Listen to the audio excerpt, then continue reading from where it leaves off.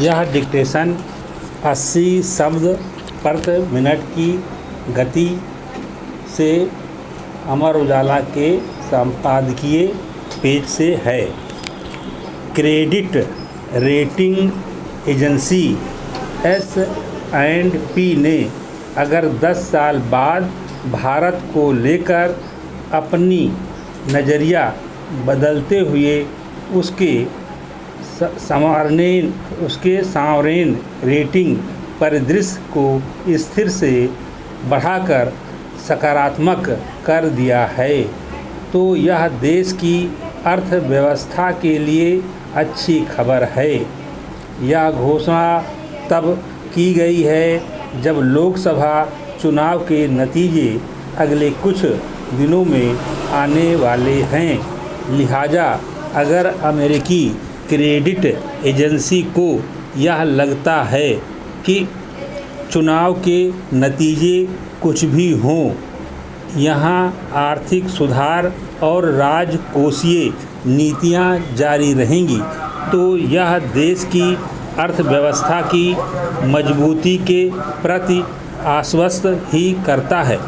दरअसल किसी देश की सॉवरेन रेटिंग कर्ज चुकाने की उसकी क्षमता से निर्धारित होती है। कोई देश अगर अपने सारे कर्जे चुकाने की स्थिति में है तो उसे सर्वोच्च रेटिंग दी जाती है। जैसे जैसे यह क्षमता कम होती जाती है, रेटिंग भी घटती जाती है। केंद्रीय बैंक द्वारा केंद्र सरकार को करीब 2 लाख करोड़ रुपए का रिकॉर्ड लाभांश देने के एक हफ्ते के भीतर ही S&P की यह घोषणा हुई है, तो इसकी वजह समझी जा सकती है।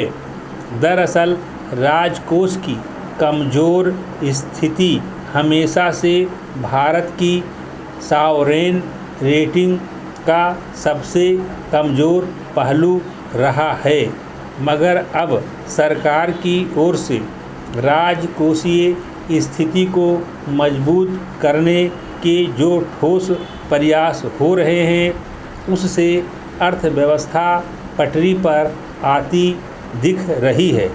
हालांकि देश की अर्थव्यवस्था के प्रबंधन की तारीफ करने के बावजूद अगर S&P ने भारत की दीर्घकालीन सॉवरेन रेटिंग BBB और अल्पकालीन सॉवरेन रेटिंग A3 ही बनाए रखी है, जो निम्नतम निवेश श्रेणी है, तो यह हैरान करता है।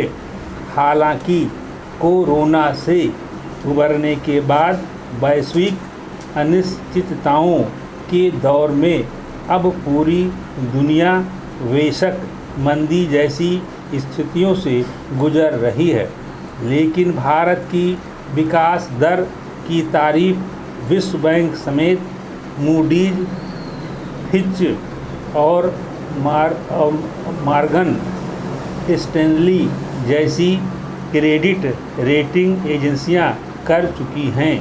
खुद S&P का अनुमान है कि पिछले 3 वर्षों में भारत की GDP की औसत वास्तविक वृद्धि दर जिस तरह सालाना 8.1% रही है, उससे यही लगता है कि अगले 3 वर्षों में भी यह सालाना करीब 7% की दर से बढ़ेगी। इसके अलावा आने वाले वर्षों में भारत विश्व की शीर्ष 3 अर्थव्यवस्थाओं में शामिल होने की दिशा में बढ़ रहा है। स्पष्ट है कि भारत एक ऐसी अर्थव्यवस्था के रूप में उभर रहा है जिस पर पूरी दुनिया भरोसा करती है। रेटिंग अहम इसलिए होती है कि इनसे एक प्रतिष्ठा जुड़ी होती है। ऐसे में भारत की साख के प्रति S&P ने जो नज़रिया बदला है उससे विदेशी निवेशक निश्चित ही भारतीय बाज़ारों के प्रति अधिक आकर्षित होंगे, जो समूची अर्थव्यवस्था के लिए शुभ संकेत है।